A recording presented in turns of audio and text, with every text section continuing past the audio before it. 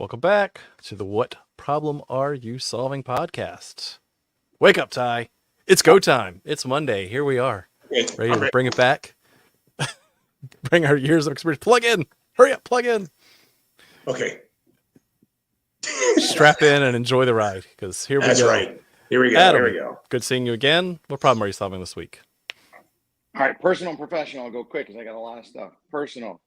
Happy Mother's Day to. Yes. Now I don't want to F up this list, so I'll start with my mother, my wife, my wife's mother, my nana, my sister. All right, I'm cutting it there. I don't think I missed them. And everyone All the else. mothers. And everyone else. Yeah. And then personal, same theme as last week. T-ball. So you ever have, that coding, my kids will come home with like a coding and you have to like follow the instructions, and then if you're too literal or make a sandwich or those kind of, which I think everyone should have to go through that on both sides, because like keep your eye on the ball, where they literally will like put their eyeball on, like a couple of kids down and like, touch the ball. I meant with your bat, but they're like poking it off the tee, point to where, it's I too have teenagers. Yes. Well, you said, I know what I said. All right. Professionally, did some OKR work with a wonderful nonprofit last week. So we'll talk about that in a little bit. And on the startup side, I've been saying, what problem are you solving? But now I'm into the entrepreneurial ask, really getting serious about what an entrepreneur needs, how to triage that. Should they need that thing? If they get it, what will happen? How do you measure it? How do you turn it around? How do you fit that into their assumptions mapping and their maturity? How do you make it actionable? So I think there's a couple of really interesting accelerators, Techstars and Optimize are two that are using this little framework of what do they need, that how can you help, rather than mentoring for mentoring's sake. Like specifically, how can you help that startup in a meaningful way with something specific? It's an interesting problem to solve. Very cool. Ty, hey, what problem are you solving? I was gonna go to you, John, since you're the oldest one. John, what problem are you solving? So this has been fun. This past week, I actually spoke about AI in the government at an Agile conference. I saw that. How did that go? Cool. That was kind of fun. It was still a little ethereal. It was very abstract for a lot of people there because people weren't really hands-on practitioners yet.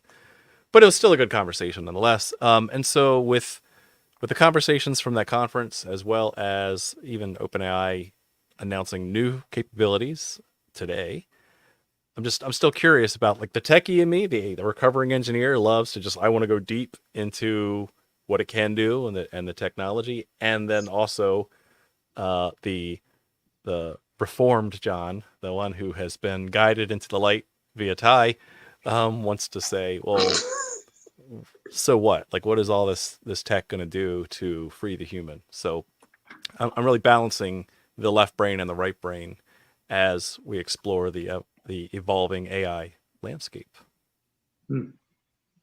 Nice.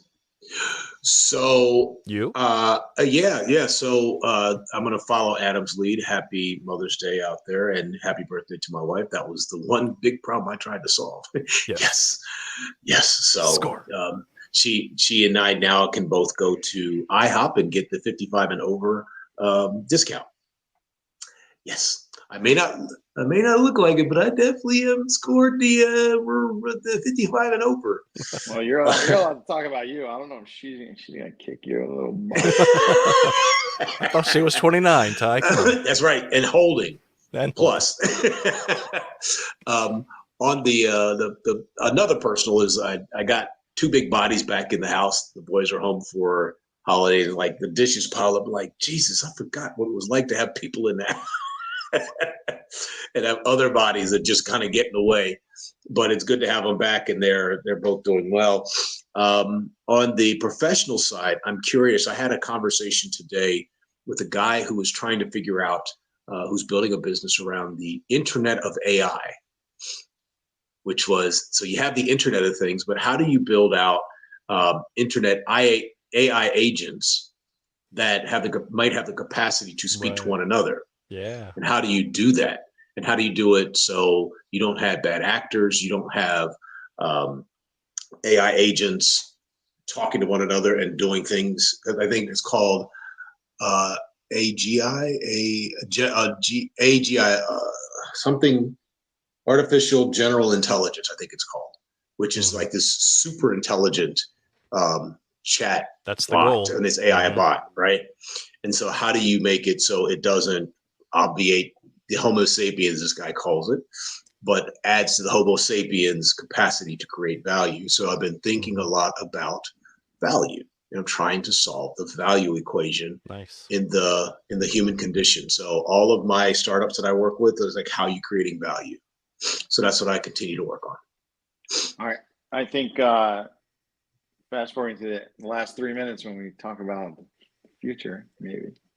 Future. I got the guy. The future of the future. Yeah, because I think that's one of those, we all talk, whether it's startups or nonprofits or governments or corporates, they all say like, you're just working on something because it's an opportunity and it's not necessarily a problem to solve. And that what you're describing actually sounds to me like it's, I won't even say 1 in 100. I think it's like one in 10,000, where if the founder's passionate, they know about, like, where you sort of can just kind of keep staying relevant in this space and figuring out how to build. You still need to solve a problem. You still need to figure out your business model. You still need to know all the different variables.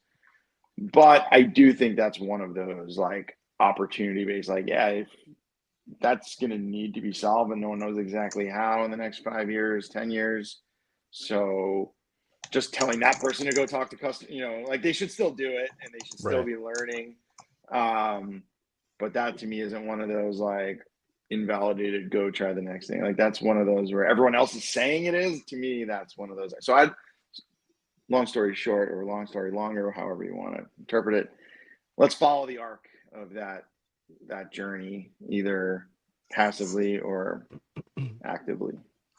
Yeah, I think that and I can't wait to hear what you've learned and what you have to bring, but I think one of the pressing problems to be solved in the 21st century is going to be artificial intelligence and the way that it impacts how we do work and how we create value. I mean, I prefaced like the beginning of my talk this week is that AI is yet another disruptive technology, meaning that we have something that has innovated the way we think and behave, and we have to have our new rules and societal norms to adapt to it.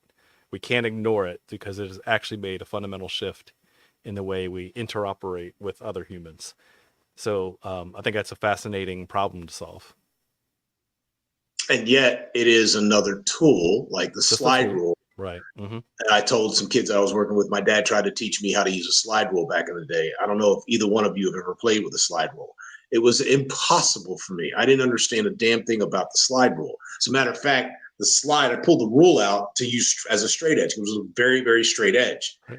And then I get one of those mini Casio calculators that had just rudimentary functions on it. Right. And then I go in 1985, I go to undergrad as a chemistry major, and I get this HP scientific calculator that you had to put everything in backwards.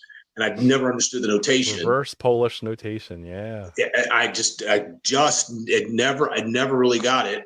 It didn't make any sense to me. And then all of a sudden, you have computers, and I was the little slide rule, exactly. Couldn't make a hide nor hair of it. But it solved a problem for my dad and how to do very accurate calculations, at least for them. And all of a sudden now, when I came through college, I still had to go through some people that'll be listening to it understand, but used to go to the library and have these thick books that you had to kind of know how to read the decimal system to find microfiche. To go to the microfiche and roll the thing forward and backwards. You get dizzy if you stared at it too long.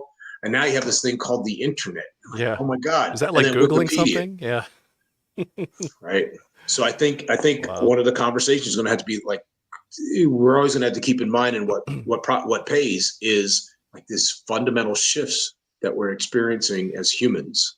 Yeah. Which I think is a good segue into kind of tonight's topic, which is like moments of Yep. clarity.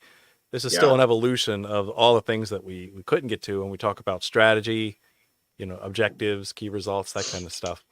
And let me relate it to kind of a pseudo epiphany I had. I've talked about it for a while, but when you see good strategy pay off, it really makes a huge difference.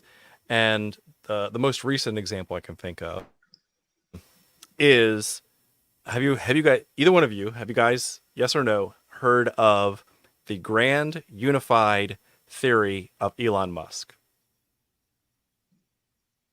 Oh, okay, No. then this is a good one then.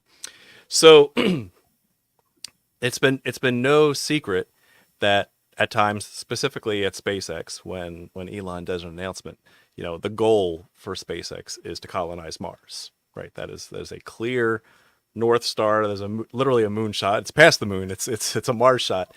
Literally.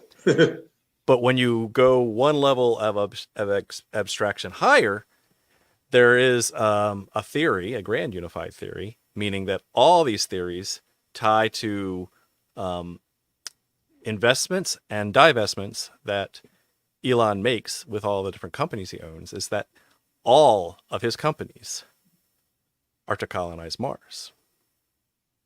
So you step back and say, well, is that true? How could that be? Well, we know that strategies are choices.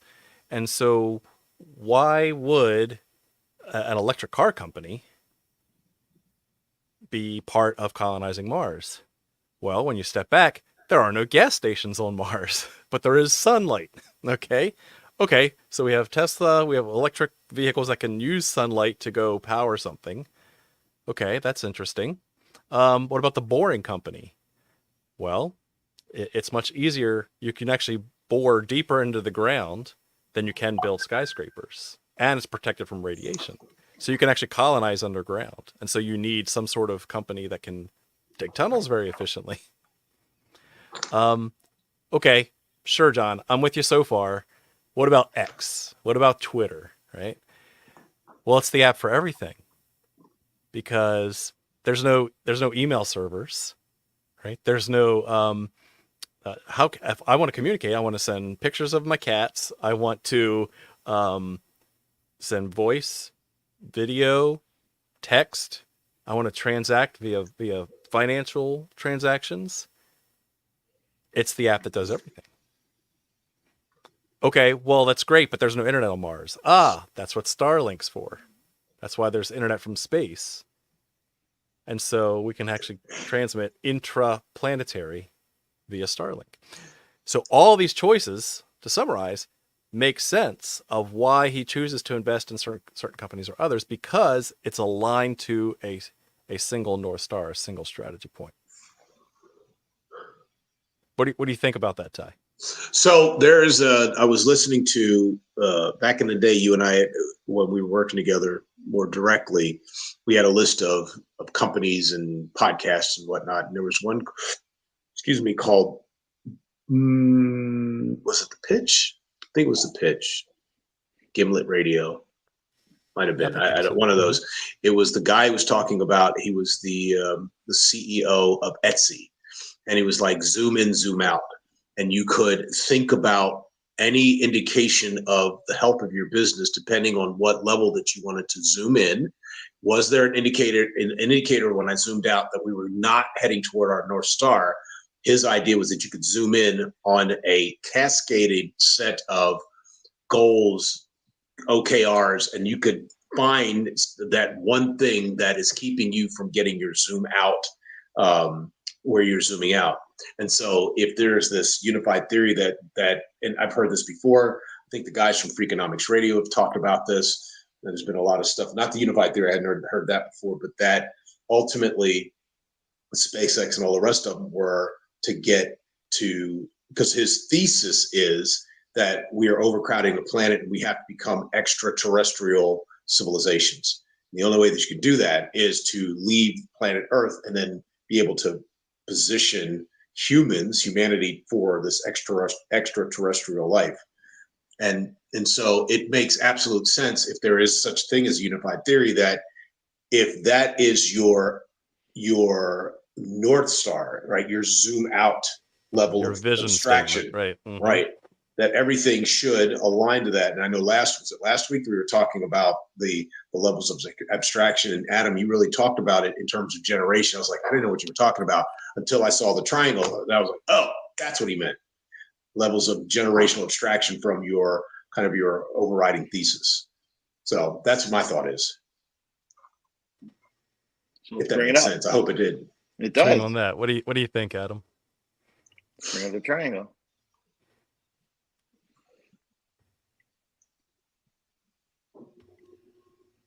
Yeah, so I think what I'm trying to do is make this simpler and just sort of constantly two generational, right? So those 5 things you just mentioned are, which is to stay in life on Mars. Full stop. Mm-hmm. Right? And so if you look at this,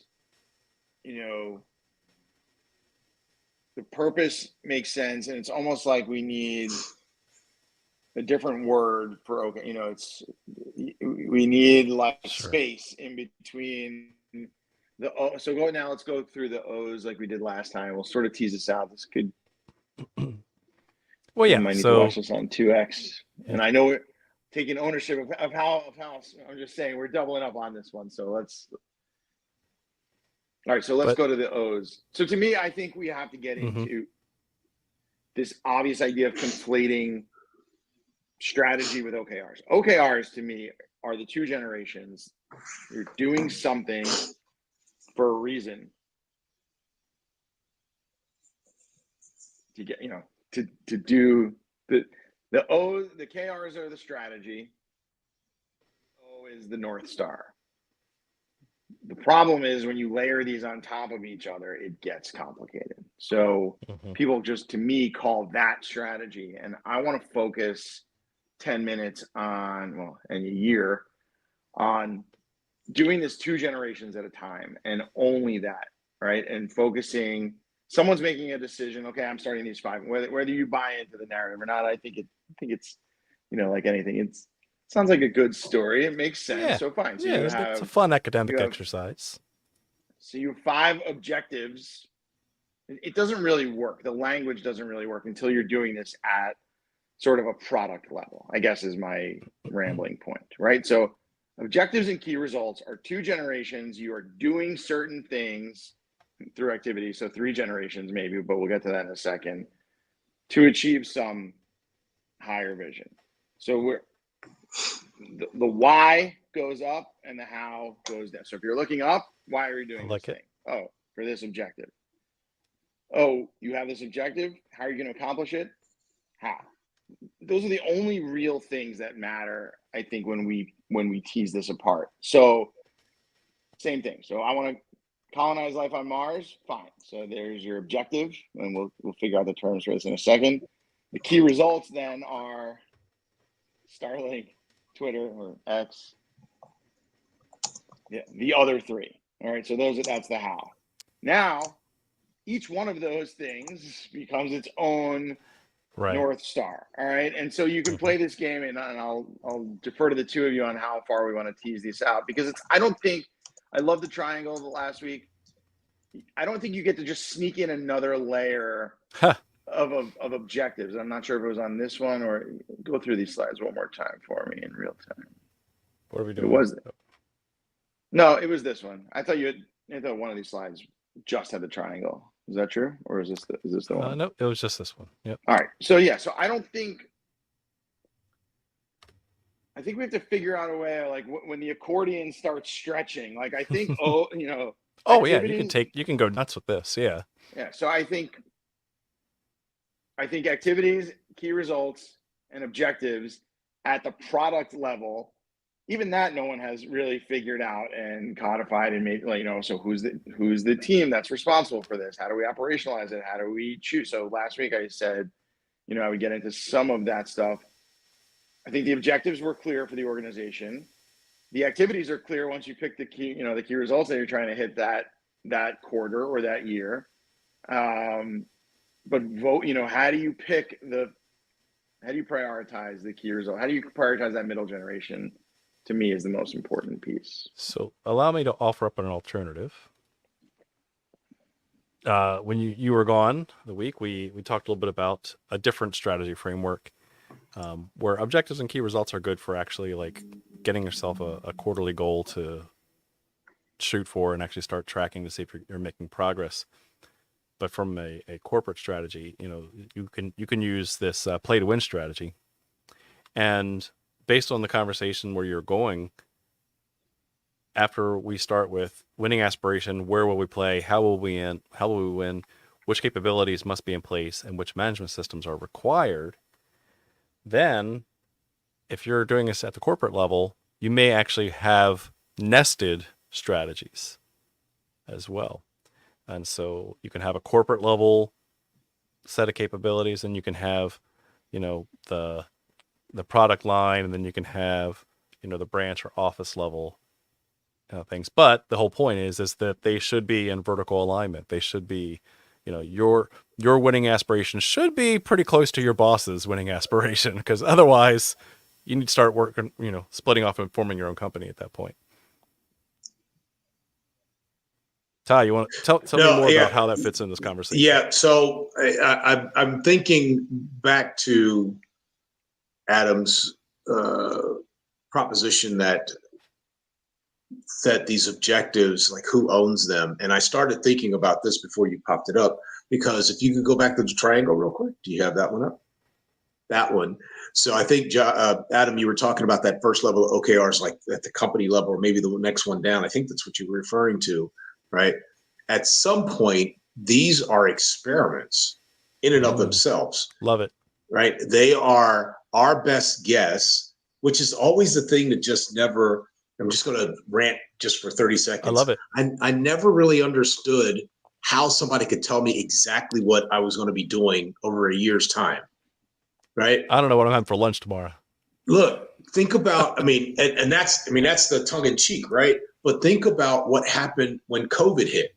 Exactly. John and I were working, and we were like, holy crap, now what do we do? And we were able to, because we weren't locked into the number of this and that, and we were able to take an internal mechanism and completely shift it outside and never missed a beat. The agency that we worked with was like, we have evidence that says most of this stuff people can do outside the office. And we're able, for this particular one thing that was done 100% in office, they got 80% of it done sitting at home.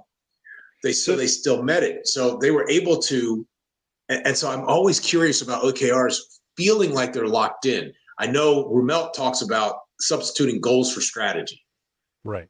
He talks about that. And I know that the other cascade that you just offered up, they talk about, I think it's Mitzenberg who talks about the difference between strategic thinking and strategic planning. This is a strategic thinking. The other thing is strategic planning. We shall do this, and these are the things that will happen as a result of this. That's a really good point. How do you know? Yeah. I don't, because I think it's because my kind of the way I'm built here is I have no idea what I'm doing. I don't know what I'm going to do. I have an idea what I'm going to do tomorrow because I have it on my phone and it's planned out. You have an idea. Well, guess what? But you're willing to be flexible. And I have to be. It just feels that way. I'm sorry, Adam. Go ahead. No, I just think this, like the connections above getting from the objective, and I had the room do this last week, getting from the objective. I want to hear more about that, by the way. I want to hear more about that. I'll tell it right now because it was quick. Okay. It was off the cuff as 20% of my workshop stuff is. It was like we were there to do objective and below, right? But we still needed to make that connection. Some of it was based on our conversation last week, and it was like objective to vision. Luckily, this organization, their vision was mapped out. It was pretty clear. There wasn't, a colonizing Mars in between. So it was pretty easy to get from objectives that they had set for the year to the vision, but I wanted everyone in the room, there were 20 people. I wanted everyone in their own words to map, okay, this link needs to exist somewhere, but then we're going to forget about it and assume that it's true. Okay. So objective and above, it needs, like the Etsy guy or gal, I think the Etsy person, like you need to be able to zoom in and now create the link. But then once you do that, you can sort of set it and forget it. And as much as you need to be agile or nimble or whatever word, adaptable, some of that stuff is going to be locked in. And, so that's the harder part. The reason I was going to sort of respond to this was the experimental piece, or the adaptability, just comes at the experiment level, right? It's just at the strategy level, the strategy, the actual strategy, like how are we going to accomplish this? I think if you have an objective that, again, and we'll go back to the slides in a second, but it's some objective that is vaguely determined, and then you have some key results that are specific, measurable, achievable, relevant, and time bound, and you have specific, whether it's a minimum of a quarter, maximum of a year. But those things are defined and they're measured. Measure what matters. Like we talked about this last week. And you have those set in stone, and COVID happens. You're just going to change your experiments, and you're just going to change your tactics. You should. To me, absolutely. Which is still just your strategy of achieving the strategy in every layer of this cake. Everything at the child level is a strategy. Everything at the parent level is its own crystal clear moment of clarity. So if you have a key result that you want to achieve within a year, and especially that's everything. That's colonizing Mars, and everything below that is an experiment or an activity or something. Should be. Why are you putting resources into this thing? Oh, it's to achieve this specific key result within this specific time frame.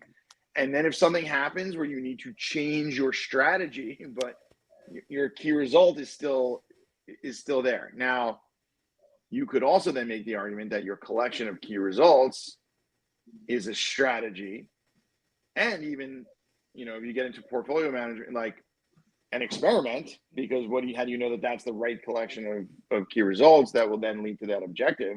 So I think now we're getting a little bit more philosophical, but to me, it's every layer is a strategy to achieve the one unified thing above it. And it's always many to one, then many to one, then many to one. Sure. And so that's why I got excited again, even though we had already talked about it, like just getting back to actual OKR. I think, and I wanted to, I admitted I didn't hear the whole strategy. It's the only thing I've ever missed is our new family. But I thought it was good. You missed out, man. Oh my God, Jesus! It's just so exciting.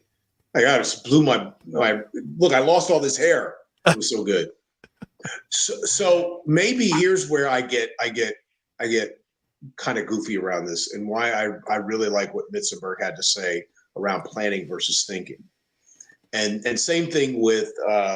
If you've ever read either John and I have read it. I don't know about you, Adam, but if you've read any of Martin's stuff, holy smokes, he's like strategic planning just makes him nuts. Yeah. Right, because he's like, this is all about creative, and I think that's where I get trapped. Yeah. Because there is a creative piece to this idea of strategy and OKRs. Because I'm always going, how do you know? And it feels like if we were to say. Right now, literally, I would feel so much better with a lot of this stuff. It's like, right now, this is our best guess. Yes. We position it as, nope, this is exactly what we're going to do. I'm like, no. What? Well, and that's the thing. So, like, we're being an agile coach, right? People say, well, like, but we're agile. We can do whatever we want. We're like, no. You have a plan based on what you know today. Right. And then once you get new data, change the plan. But, don't just...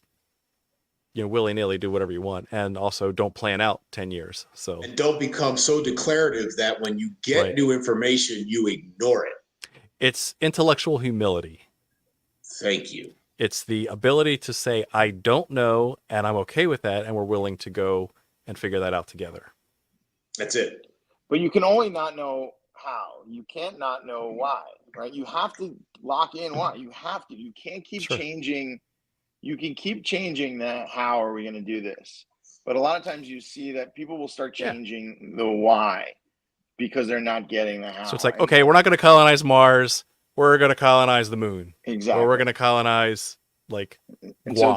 right? So so the pivot word obviously got overused for a while, but I think that's the most, to me, that's one of the most important distinctions of how, and that's why I keep clinging to this generation. We'll figure out a better way of talking, but it's like, because it's both and, but it's not. Oh, it's very clear. Like, right. The antecedent is always the stuff you can change, and it's always the shorter timeline, and it's always the nimble stuff, and the thing is always locked in. It might not be locked in for 10 years, but the vision might be locked in for 10 years. That is okay. It is okay not to. Well, so Tesla's always had a 10-year plan. Right. I think they're on their third 10-year plan right now. And like the first grandmaster plan or whatever of Tesla was build a really expensive electric car, learn from that to build a less expensive electric car, and learn from that to make a cheap, affordable electric car. And if we have time, a semi truck as well. That was their first. That was their first strategy. That was their first strategy, right? So, and we'll give David Bland some props here. If we could live whiteboard this, like, it would be interesting to. So David Bland live whiteboarding plus the Etsy guy. It'd be interesting to see in real time, and maybe we'll owe this to our readers / friends. How do you take a specific, how does the the electric truck play into colonizing Mars? Like, why are those two, who's making a trade-off at what level and at what cadence? And which one is which one's movable and which one's not, and which one's the objective and which one's the key result in reality? Like, when you talked earlier about good strategy, and it was a great story and I love it, and it's inspirational and it's thought-provoking, but I'd be very curious to see at the product level specifically, what's the short-term objective, and then what is the strategy to get there, and then how does that then connect all the way up? And I'd love to see, I mean, we could talk about it now, like who's deciding vision? whether who decides that? Product owner, the product Elon? manager, product owner. I mean, the one throat to choke whenever the product fails. So so go ahead. And then I'll be done. Yeah, and then like the Etsy thing, I think obviously Google, better or for worse, their matrix reporting, I think, is interesting. Whether the company is doing good things or bad things, everyone can reserve their own judgment. But like the Etsy thing, I think there's a lot of people talking about, and I want to get back to the play to win, because I don't know, I like it, but it's part of it sounds like an excuse, like, oh, play, I want to play in AI, and so it doesn't really solve the problem for me either way. But we'll get back to that in a second.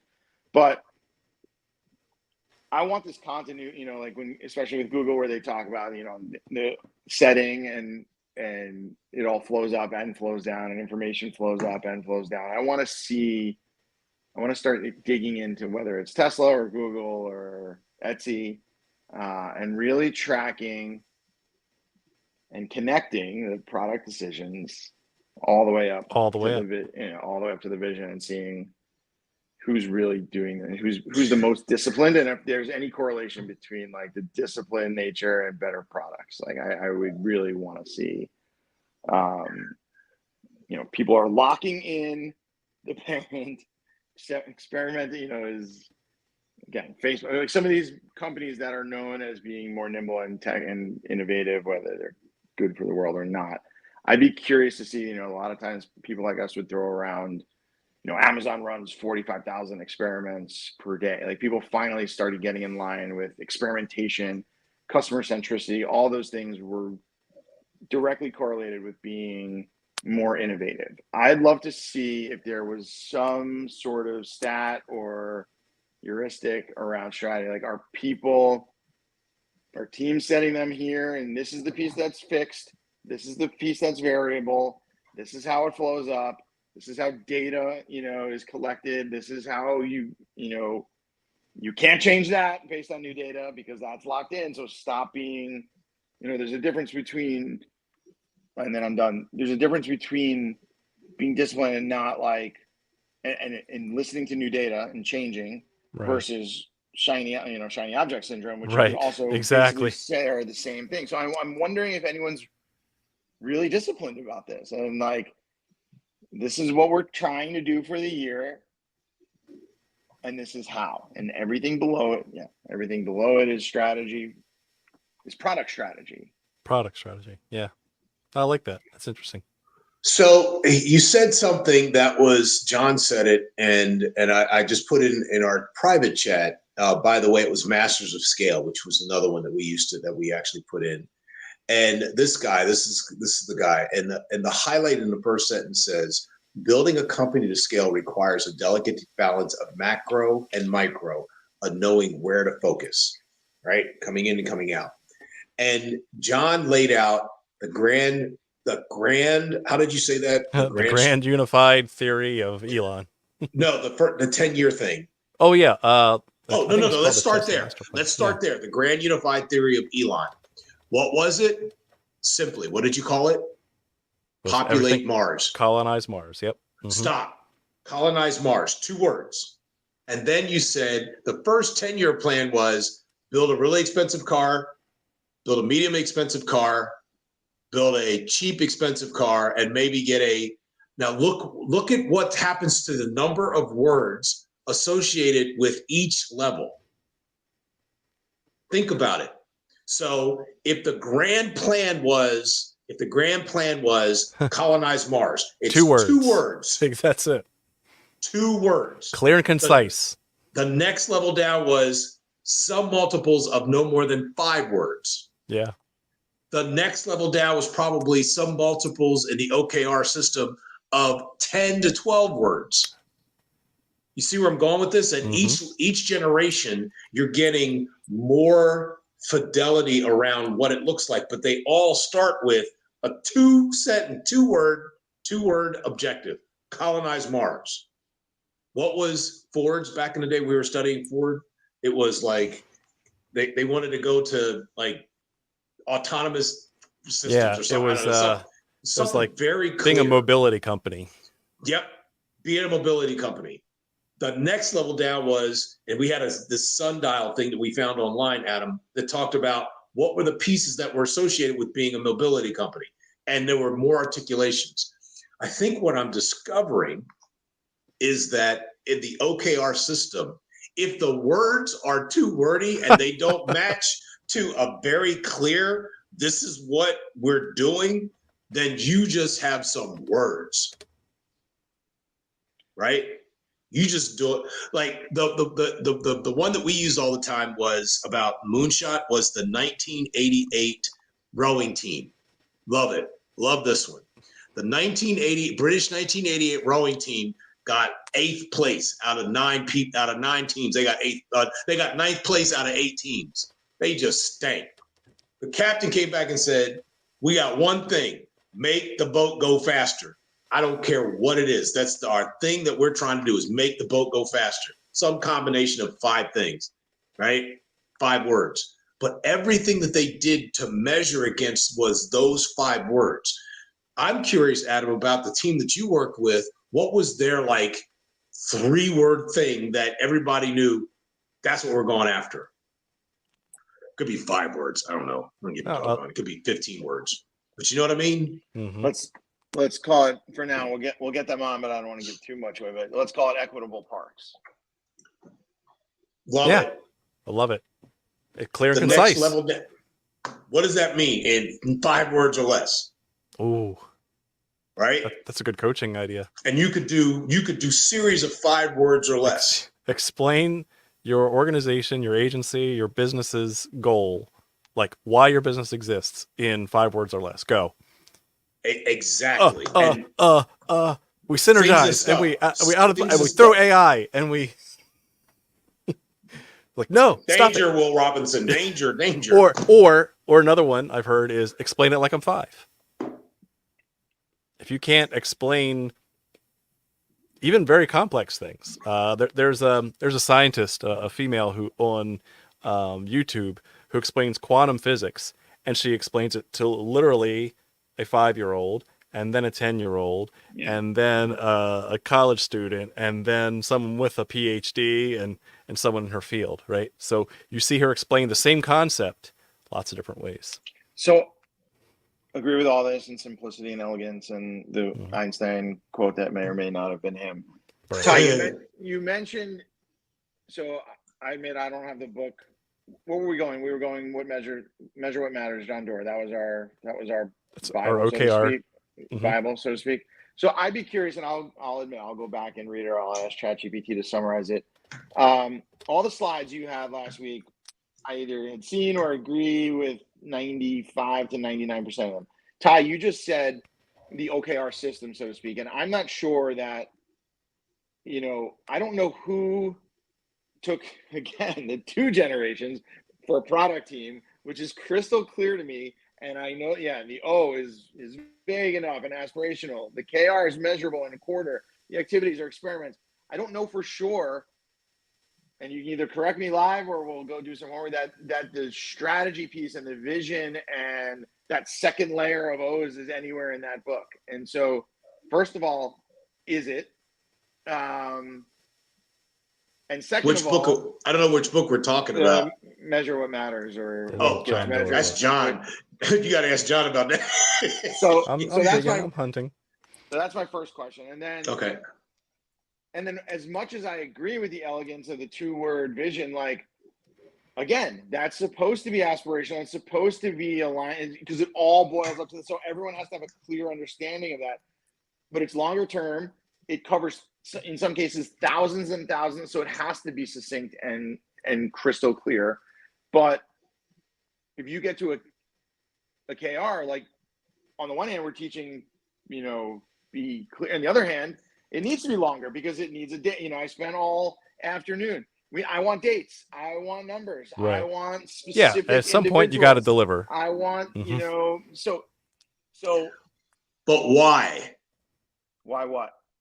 Why do you ask for all of those things?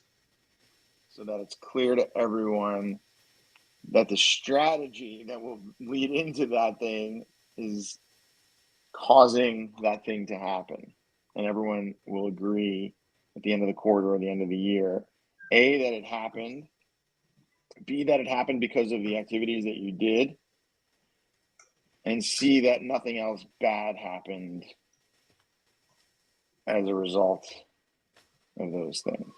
But there is a strictly positivism, I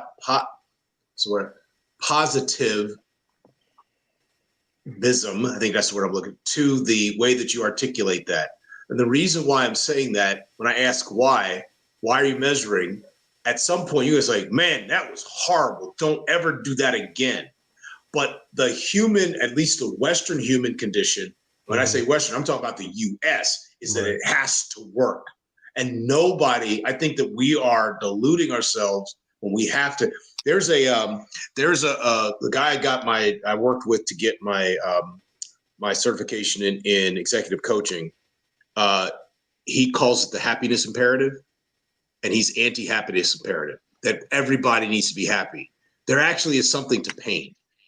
Not that we want people to hurt, but it is the way that you understand that something is not right, and it creates the yin yang, the idea that we live in this opposition, that if without that we wouldn't have an understanding of where we could make additional corrections. And if we're always going towards happiness, in psychology, it was called object relations. They call it the schizoid paranoid. Right? You're at this opposition. You're like always trying to be either happy or just out of your mind, or you have the depressive, not depression, but depressive position, which is like, I just want to sit with this idea that it may not be okay, and that's okay.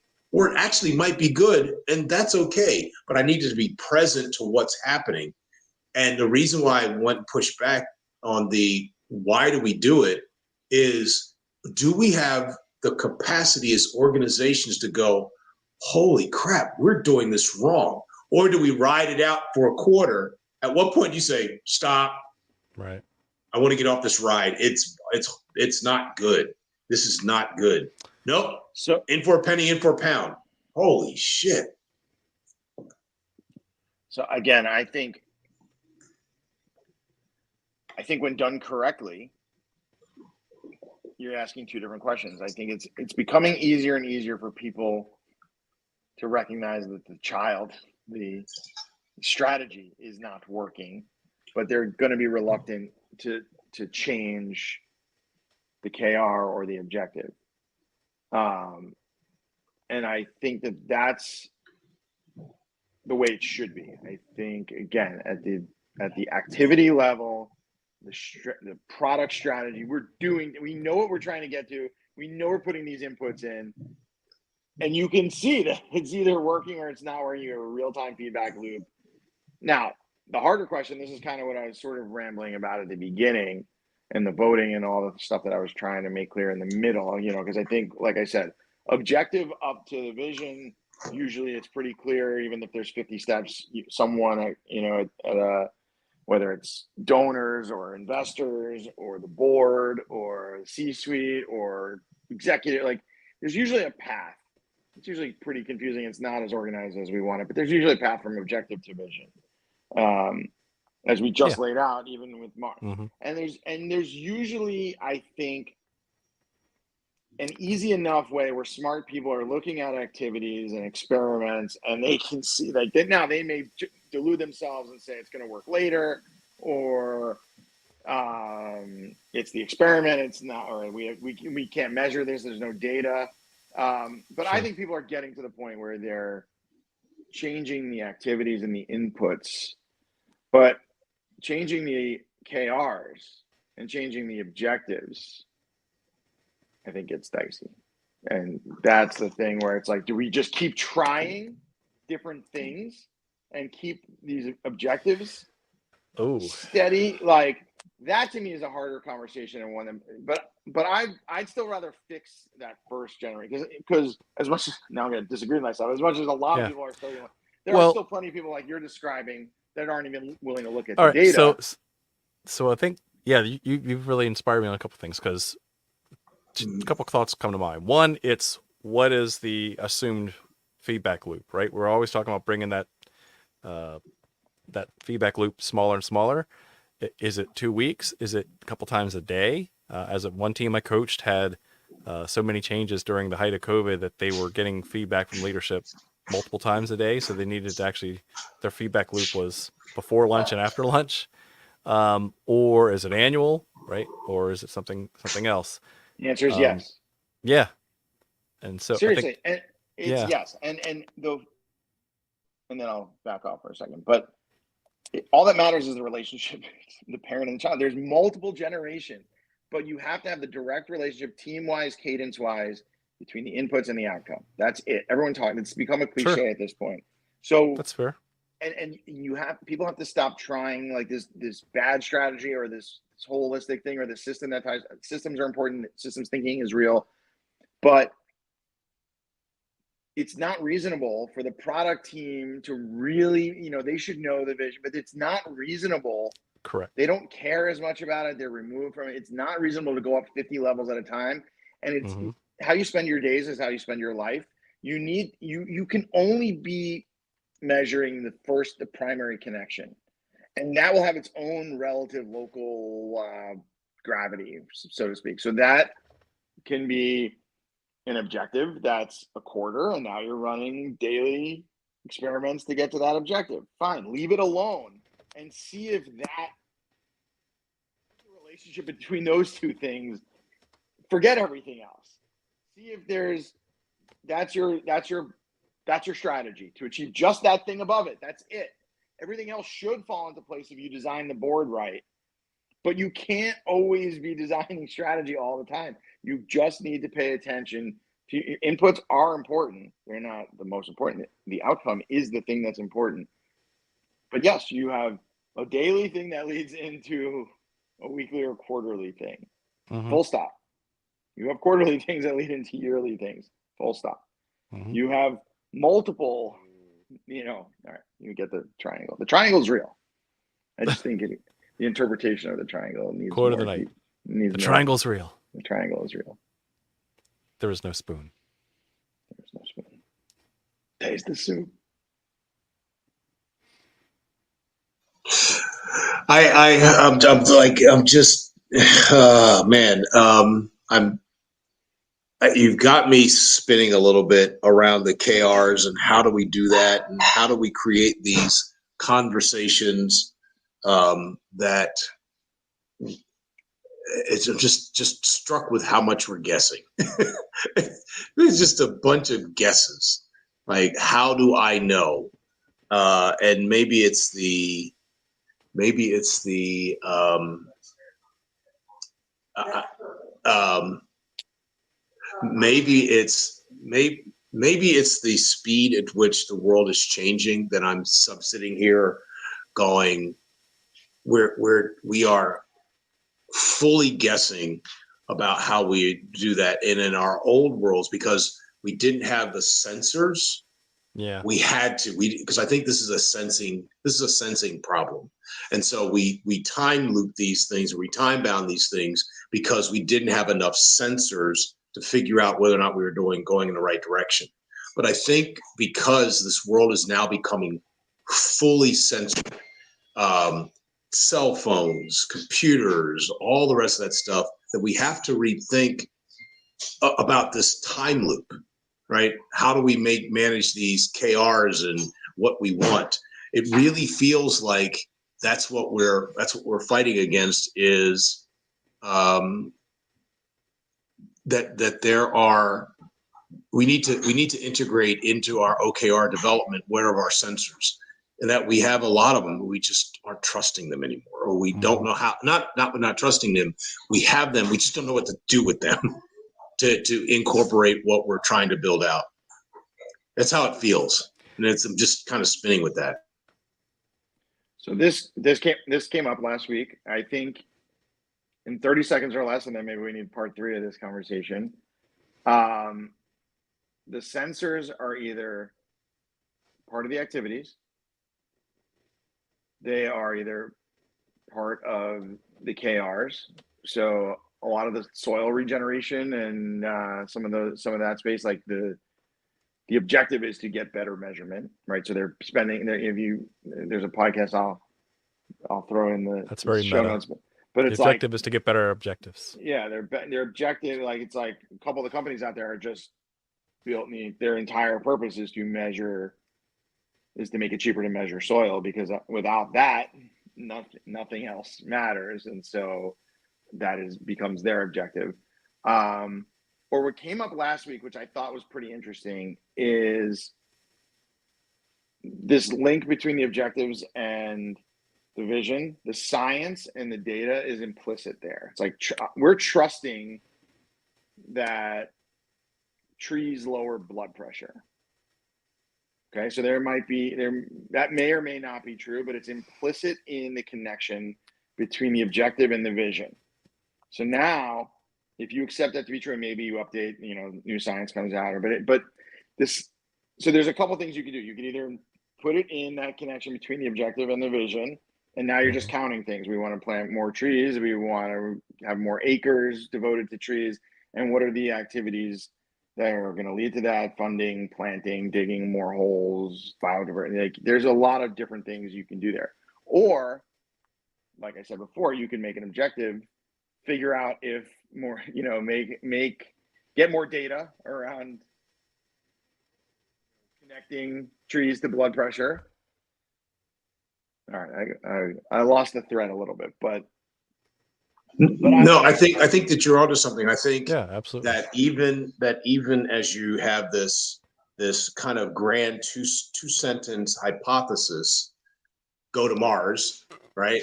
What we're trying to build out is more discrete architectures, or more discrete assessments, guests, that allow us to have these integrated sensors to make sure that we're going in the right direction. it's interesting because I've always seen John as this technophile who always says technology it's not the thing to be afraid of, it's the thing to be examined and taken advantage of. And then if we have this opportunity to have more sensors, we now have, I think what we're required to do is to what it does is to take the mystery out of life in some ways. And philosophically, there is this piece that says the mystery is what creates the how do I say this? It creates the apostasies. No, that's not the word. It creates the structure for who has advantage, who doesn't. Be it the church, be it the university, the president is at the top, the dean is at the top, the provost is at the top, and everybody else is trying to get there. And there's something that they know that I don't. But now we have more and more sensors that allow lower and lower people on the rung to get more information that might end up challenging what is the most important thing, or is the overriding view of the organization. Now we go, I don't know if that's it. I don't know if what you said is the right thing to do. Is it? Because here's my data. It's just interesting. It feels very, I'm at a loss for the words that I want to get, but I think they were onto something. And I think it cues in on how we think about problems. It really does. Because now the solution to the problem or the investigation to the problem goes lower and lower down the rank, which means that I'm now looking up and going, I don't think that you're right. I don't think that you're onto something. Well, so it goes back to, was it the CEO of Intel or Quicken, who says you have to be less like Caesar, right? So don't make the do what I say because I said it challenge. Challenge authority to say, I got your vision, right? Colonize Mars, but are we actually doing the best we can with the new data that we have? And if you have a culture that can challenge the establishment, then you have, growth culture, experimentation culture, etc. But you don't. You have to challenge the why, the how, not the why. You cannot. That's the thing that I keep coming back to on this call. Right. Like you cannot. Every time I've been trying to keep up with you in a good way, and it's like, yes, when you would go on the right track, almost doesn't matter, right? Like if Musk wants to colonize Mars, like that's locked in, and anyone else that also believes in it or just wants to pay, like you can get into why why alignment happens, but assuming that they work, you're only questioning the how. Is this the right strategy? Is this the right use of resources that is both going to help achieve that thing net, and is it the most efficient way? Is it the best? And that stuff, I agree, we don't know, but we don't need to. I don't think we need to know the North Star. We just need to know what the North Star is. Fair enough. That's a that's a good place to wrap it up for tonight, I guess. With the last few thoughts, what are you curious about over the next couple months? What do you want to explore? Talking to me or Ty? Yes. All right. Go ahead. Go. All right, I'll go for it. I'll rein this in. So we intentionally dug deeper into the strategy thing. I had some tangible stuff last week that I hope to share the real people in the room, so that I'm not just we mapped this vision. So I want to bring in some of my friends that from the parks and the trees and the equity, and we're gonna bring them on, and it'll be real. So I want to bring them on, but I didn't want to talk too much on their behalf. So we'll rein that OKR conversation in with some real people, whether we bring the Etsy guy back, whether it's this fine organization that we're working with. So I want one more bite at the apple on the OKRs, but we promise this time to make it very tangible and very real. And and then on the startup side, again, I want to talk to some people running accelerators, and on this mentor side, getting entrepreneurs to ask for something. You know, we're offering them mentorship, technology, introduction. Like startups want stuff, and I think that we're getting close to codifying. Also on a weekly and OKR, you know, towards their OKRs. But again, I won't push my luck here. You know, what activities, what resources do you need? But they're only thinking about sort of the inputs and what's in it for them. Why? What will you achieve if you get this introduction? What will you achieve if you get $10,000 in cash? What will you achieve if you do meet this rock star CTO? So this was not planned, but yes, I'm trying to make operationalizing the startup, the entrepreneurial ask in terms of the activity, but then really what is the objective that you hope to achieve if that wish was granted, you know, on a daily, weekly basis? What are you accomplishing from your mentors, your network, your ecosystem, your funders, your entrepreneurial support organizations? They're giving you everything you asked for. If there was abundance and not scarcity, how would those favors or resources translate into a bigger objective? Mm-hmm. I like it. I'm out. I'm interested in. I'm just fascinated by this conversation because I just did a podcast with former deputy CIA director at CIA who's wrote a book called, her name is Carmen Medina, and she wrote a book called Rebels at Work. And it was a really cool podcast. We talked about a lot of free-ranging issues, a lot of philosophical stuff. And it was interesting because it feels like this is the same, it's a continuation of the conversation I had with her and the co-host, Carmen and her co-host, Julia. And so I'm interested in continuing this conversation because I think there's something there to be unpacked. Because I'm finding with a lot of startups, they go in full bore with, I know I'm right. And then the data comes back and they get punched in the face. And sometimes I don't know how to help them except to say, watch out, like be prepared to be wrong, right? And so if we're looking at these OKRs and trying to understand what they mean, how, why, as you laid out, not exactly sure what that means, and more to be explored, Adam, trying to understand what it means for people who are trying to solve really hard problems that are going on in the world. Additionally, the things I'm interested in, I want to bring on some of these same people who are trying to solve these problems. I think that there's, between the three of us, there's a lot of wisdom on this show that we could offer people an opportunity just to be present, to think about their job, think about their startup, think about a problem they're trying to solve. And I do mean present. Be present with us and we're present with them in a way that they can go, you know what? Thank you. I don't, it's not making sense now. It made complete sense, or it's not making sense now, but at least you were present with me to think through these ideas.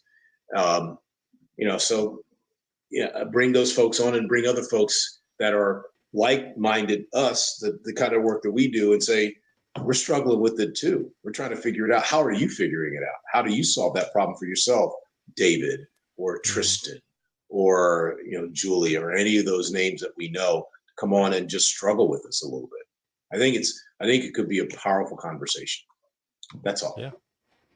Yeah, two big things I'm currently top of mind is innovation accounting. How do we turn key results into measures that we can track over time, like more leading things, that leading indicators, to see if we're making any progress that are not. Are you meeting our annual goal, or are you increasing profit for us? What are those other things that we could explore in high levels of uncertainty in order to make sure we're not, to your point, like wasting our time, and when do you stop? making those decisions. And then the extension of that is kind of what we've all been dancing around, the philosophy of this methodology writ large. Like, why does agile and lean startup appeal to me philosophically and people in general that have some leaning toward a different way of thinking, a different model, a different framework in their head that makes them want to challenge things and ask things in a curious, hypothesis testing way. So that's I'd like to explore more of that over the summer. So this has been fun. You know what? It ain't working, Adam. It ain't working. See, it ain't working. Thumbs up. It ain't Thumbs working. up aren't working. Wow, wow, wow, wow, wow, wow, wow, wow. Watch. This is so much fun. We'll do it again sometime. How's that sound? Works for me. All right. Take care. Have a good night. All right.